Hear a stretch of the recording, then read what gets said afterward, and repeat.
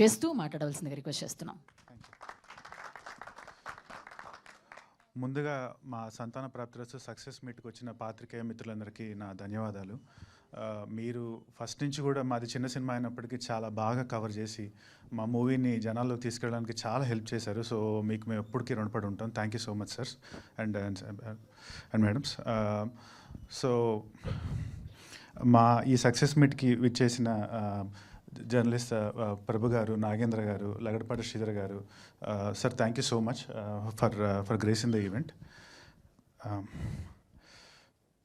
ప్రేమ, అణుకువ, శ్రద్ధ, 3 వర్డ్స్. ఇప్పుడే ఆలోచించి అక్కడ నుంచొని అంటే అసలు ఏం చెప్పాలి మా సినిమా గురించి. ఇప్పుడు అయిపోయింది, మీ చేతుల్లో పెట్టాం, అంతా బాగుంది. కానీ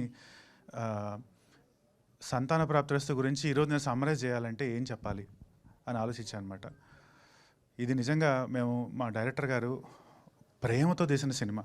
ఆయన రాసుకున్న విధానం కానీ, ఆయన స్క్రిప్ట్ కానీ, మా దావుద్ గారు, కళ్యాణ్ రాఘవ్ గారు, మీరు చూస్తే ఎక్కడైనా ఆ స్క్రిప్ట్లో ఆయన దాని మీద ఉన్న ప్రేమ మీకు ప్రతి సీన్లో, ప్రతి డైలాగ్లో కనిపిస్తుంది.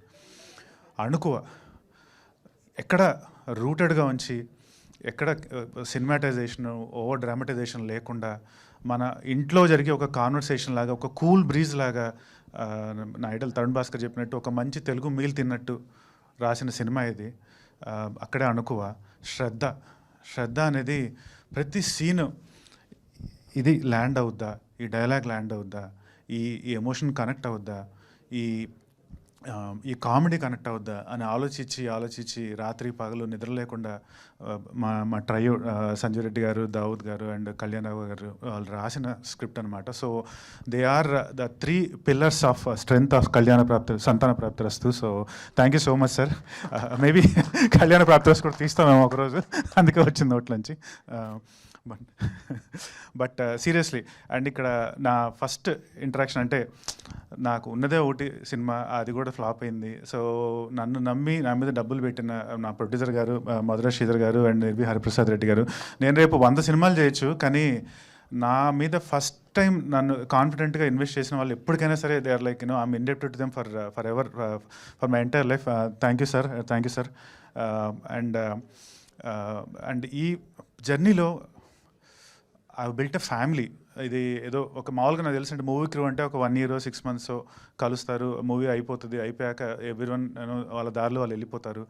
సో కానీ ఈ మూవీలో అంటే before walking in I didn't know, అంటే కొన్ని జర్నీస్ ఉంటాయి మనకంటే తెలియవు, అంటే what that journey entails at the end of the journey. నాకు this is actually a very emotional journey and journey where I built a family for myself. చెప్పాలంటే బేసిక్గా I built 3 brothers in the name of Madhura Sridhar garu, Nirvi Hariprasad garu and Sanjay Reddy garu. They become like brothers to me బేసిక్గా. And వాళ్ళ guidance, everyday వాళ్ళతో interaction, I learn so much యాక్చువల్గా. And my co actors, నాకు ఒక మామ, దేవుడిచ్చిన మామ దొరికాడు యాక్చువల్గా ఈ సినిమాలో.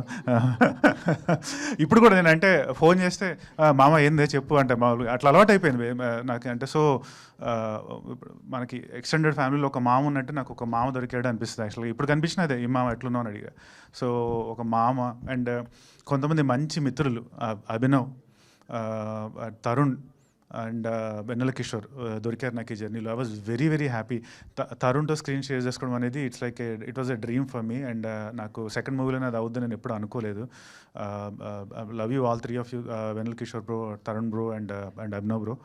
We miss you. ఉంటే బాగుండేది, but definitely thank you for being a part of Santhana ప్రాప్తిరస్తు.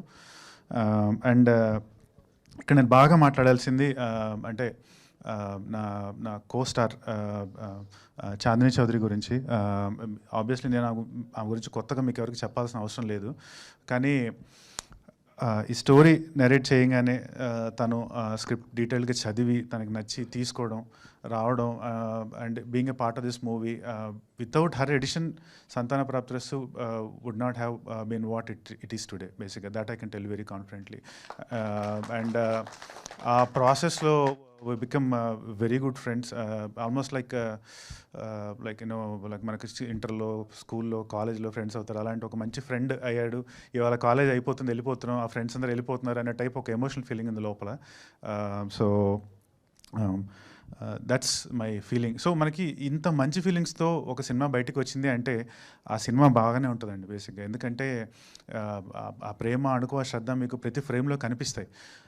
మేము ఆ సినిమా 14 రిలీజ్ చేయడం జరిగింది.